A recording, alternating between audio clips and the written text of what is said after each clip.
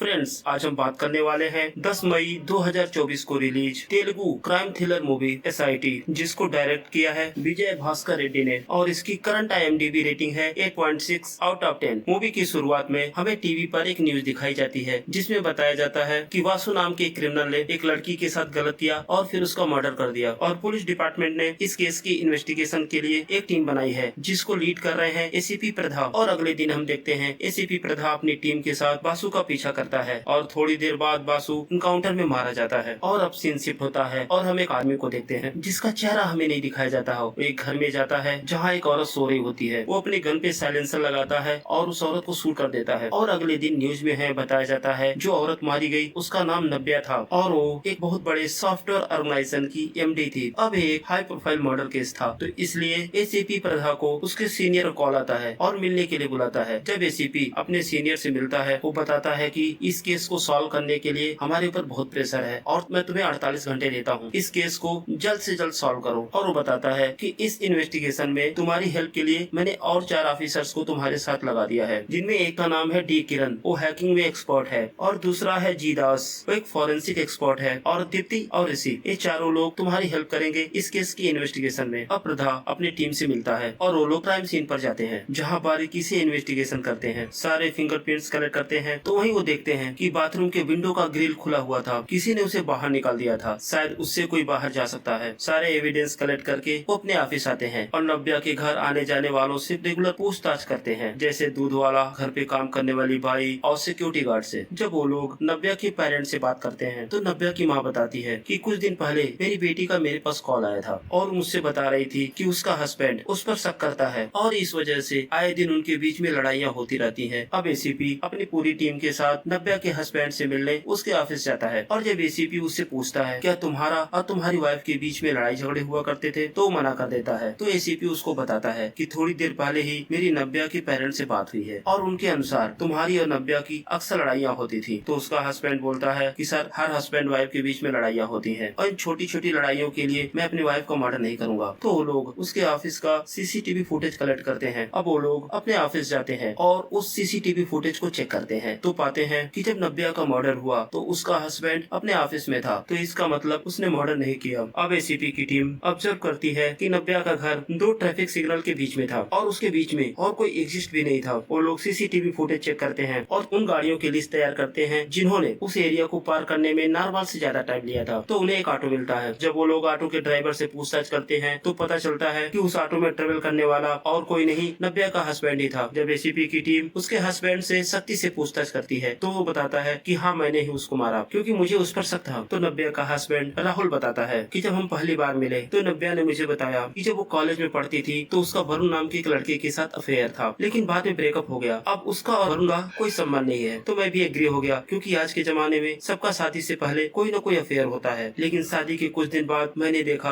अभी भी नव्या राहुल से फोन पर बातें करती थी और फिर एक दिन मैंने देखा वो दोनों एक कैफे में बैठकर बातें कर रहे थे। जब मैंने नव्या को कॉल किया और उससे पूछा कि तुम कहाँ हो तो मुझसे झूठ बोली। वो बोली मैं अभी घर पर हूँ, लेकिन वो वरुण के साथ थी। तो राहुल बोलता है कि एक दिन मैंने नव्या का फोन चेक किया तो मैंने देखा कि उसने वरुण को 20 लाख रुपए ट्रांसफर किए हैं और जब मैंने नव्या से इसका कारण पूछा तो फालतू की बातें करने लगी और हम दोनों में बहस होने लगी और मेरा हाथ उस पर उठ गया। वो बताता है फिर मैंने अगले दिन एक प्राइवेट डिटेक्टिव हायर किया और उसको बोला वो उसके घर पे नजर रखे। तो राहुल बताता है उस दिन 5 बजे मेरे पास डिटेक्टिव का कॉल आया और उसने बताया कि अभी अभी उसके घर में एक कोई आदमी गया है और उसकी वाइफ भी अभी घर पर ही है। तो राहुल बताता है मेरा दिमाग घूम गया। मैं अपने ऑफिस के बैक साइड की सीढ़ियों से नीचे उतरा क्योंकि वहाँ CCTV कैमरा नहीं लगा है और मैं अपनी कार पार्किंग में छोड़कर ऑटो हायर करके अपने घर के लिए निकला और रास्ते में रुककर मैंने एक आदमी से गन खरीदी और मैंने ऑटो वाले को अपने घर के बाहर वेट करने को बोला और अंदर गया, अपने वाइफ को शूट किया और फिर वापस आकर उसी ऑटो से अपने ऑफिस आ गया। तो ACP अपने सीनियर को कॉल करके बताता है कि 1 साल हो गया नव्या का हस्बैंड ही उसका कातिल है। लेकिन अगले दिन जब नव्या की पोस्टमार्टम रिपोर्ट आती है उसे देखकर ACP की टीम चौंक जाती है क्योंकि रिपोर्ट के अनुसार नव्या की मौत गोली लगने से नहीं, दम घुटने से हुई थी और उसके मौत का टाइम भी 5 बजे के आसपास था जबकि राहुल ने उसको शूट किया था। अब ACP की टीम वरुण को कॉल करती है क्योंकि नव्या के नंबर पर आखिरी कॉल वरुण का ही आया था और वरुण को पुलिस स्टेशन आने को बोलती है। तो वरुण बोलता है अभी मैं हॉस्पिटल से डिस्चार्ज होकर आया हूँ और मेरी एक सर्जरी हुई है जिस कारण मैं कहीं आ जा नहीं सकता। तो ACP की टीम वरुण के घर उससे मिलने जाती है और जब वो लोग हॉस्पिटल के पेपर चेक करते हैं तो देखते हैं जिस दिन नव्या का मर्डर हुआ उस दिन वरुण हॉस्पिटल में एडमिट था और उसकी सर्जरी भी हुई थी। लेकिन एसीपी वरुण से पूछता है कि तुमने उस दिन नव्या को कॉल क्यों किया था, तो बताता है कि नव्या से मैंने कुछ पैसे उधार लिए थे, लेकिन मेरा बैंक लोन रिजेक्ट हो जाने की वजह से मैं उसे लौटा नहीं पाया टाइम पर, तो सॉरी बोलने के लिए कॉल किया था। अब एसीपी की टीम उस डिटेक्टिव से मिलती है जिसे राहुल ने हायर किया था। वो डिटेक्टिव अपने मोबाइल में नव्या के घर आने जाने वालों के फोटोग्राफ्स रखता है। जब एसीपी की टीम उन फोटोग्राफ्स को देखती है तो देखते हैं उस दिन वरुण भी नव्या के घर गया था। इसके बाद वो दोबारा वरुण के घर जाते हैं और उसे अरेस्ट कर लेते हैं। तो वरुण बताता है वो और नव्या पहले एक दूसरे से बहुत प्यार करते थे और वो शादी भी करने वाले थे, लेकिन एक दिन मुझसे कुछ गलती हो गई जिसकी वजह से नव्या हमेशा के लिए नाराज होकर मुझसे दूर चली गई और उसके बाद हम कभी नहीं मिले। हम दोनों की शादी हो गई, लेकिन लंबे समय बाद एक दिन मैंने उसको अपने फ्रेंड की शादी में देखा, तो मैंने उससे अपनी गलती के लिए सॉरी बोला और हम दोबारा फ्रेंड बन गए। तो वरुण बताता है उसके बाद मैंने एक दो बार नव्या को गुड नाइट का मैसेज कर दिया, तो अगले दिन नव्या का मेरे पास कॉल आया। उसने बोला कि अगर तुम्हें बात करनी है मैसेज करने की जरूरत नहीं है, तुम सीधा कॉल कर सकते हो, क्योंकि तुम्हारे इन मैसेजेस की वजह से मेरे हस्बैंड को मुझ पर शक हो रहा है। वरुण बताता है कि सर मुझे 20 लाख रुपए की सख्त जरूरत थी, क्योंकि मैं एक रेस्टोरेंट खोलने वाला था, इसलिए मुझे नव्या से मिलना पड़ा उन पैसों के लिए। हम दोनों एक कॉफी शॉप में मिले और मेरी प्रॉब्लम सुनकर नव्या ने मुझे 20 लाख रुपए ट्रांसफर कर दिए। लेकिन उसी समय नव्या के हस्बैंड का उसके पास कॉल आ गया, तो नव्या ने सोचा अगर वो बताएगी कि वो वरुण के साथ है तो शायद राहुल का शक उस पर बढ़ता जाएगा, तो इसलिए नव्या ने उससे झूठ बोला। वो बोलता है कि 2 दिन बाद मैंने फिर से नव्या को कॉल किया और उसको बताया कि मेरा लोन रिजेक्ट हो गया है, मुझे एक गारंटर चाहिए, अगर वो लोन पेपर पे एज ए गारंटर साइन कर दे तो मेरा लोन अप्रूव हो जाएगा। लेकिन नव्या ने मुझसे बोला वो अब उससे नहीं मिलना चाहती है, उसने फोन मेरा डिस्कनेक्ट कर दिया। मैंने कई बार ट्राई किया लेकिन उसने फोन नहीं पिक किया मेरा। तो वरुण बोलता है मुझे नव्या पर बहुत गुस्सा आया और मैंने सोच लिया कि अगर नव्या का साइन लेने के लिए मुझे उसे मारना पड़े तो भी मैं उसे मार दूंगा। तो वरुण बोलता है कि जब नव्या ने मेरा फोन नहीं पिक किया तो मैं उसके घर गया और मैं उससे पेपर पे साइन करने की रिक्वेस्ट करने लगा, लेकिन जब उसने मना कर दिया तो मुझे गुस्सा आ गया। मैं उसका गला पकड़कर उसको धमकाने लगा, लेकिन तभी उसके घर की डोरबेल बजी और मैं डर गया। तो मैंने नव्या को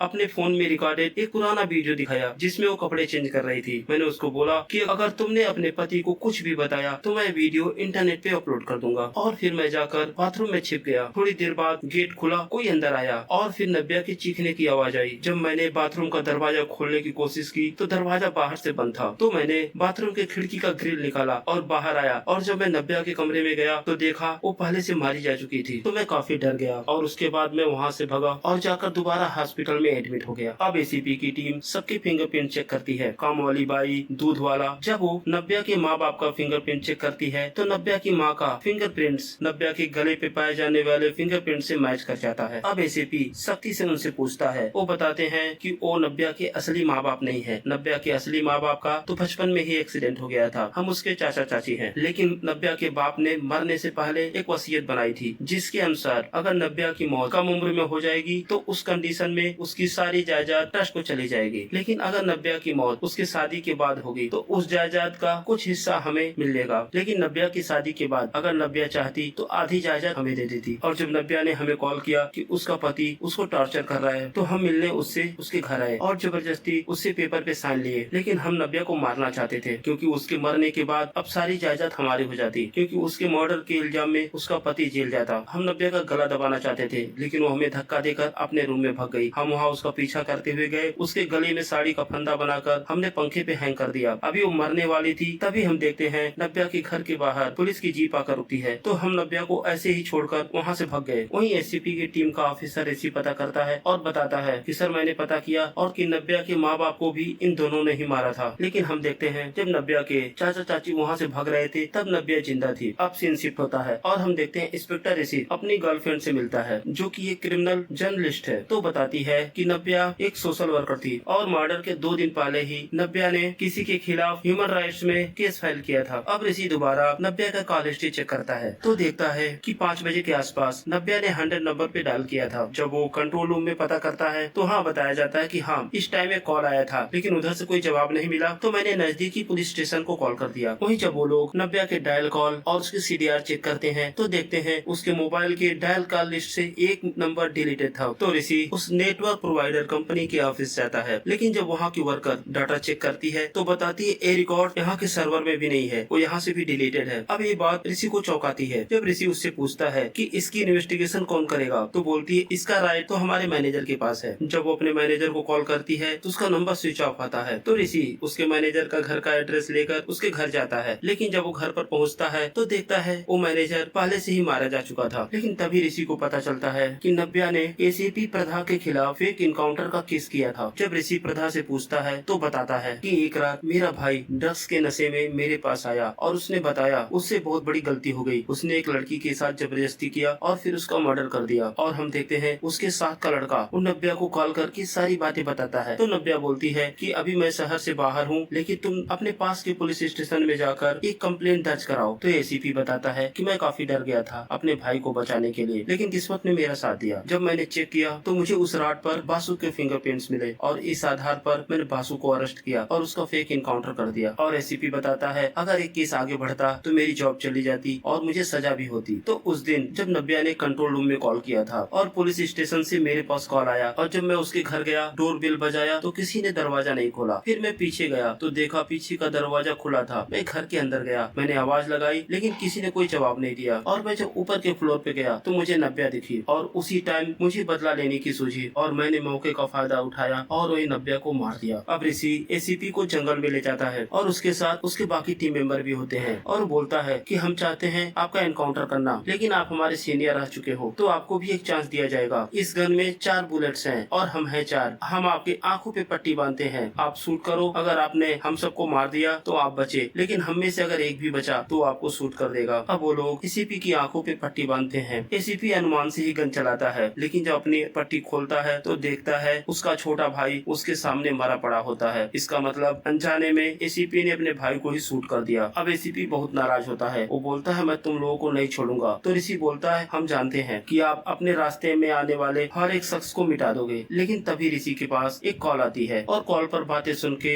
ऋषि की चेहरे की हवाइयां उड़ने लगती है और इसी के साथ ये मूवी यहीं पर समाप्त हो जाती है। मैसेज आता है टू बी कंटिन्यूड। इसका मतलब इसका पार्ट 2 भी जल्द ही आएगा। तो कमेंट सेक्शन में हमें जरूर बताएं आपको ये मूवी कैसी लगी, और अगर अभी तक आपने मेरे चैनल को सब्सक्राइब नहीं किया है तो प्लीज सब्सक्राइब करें। धन्यवाद।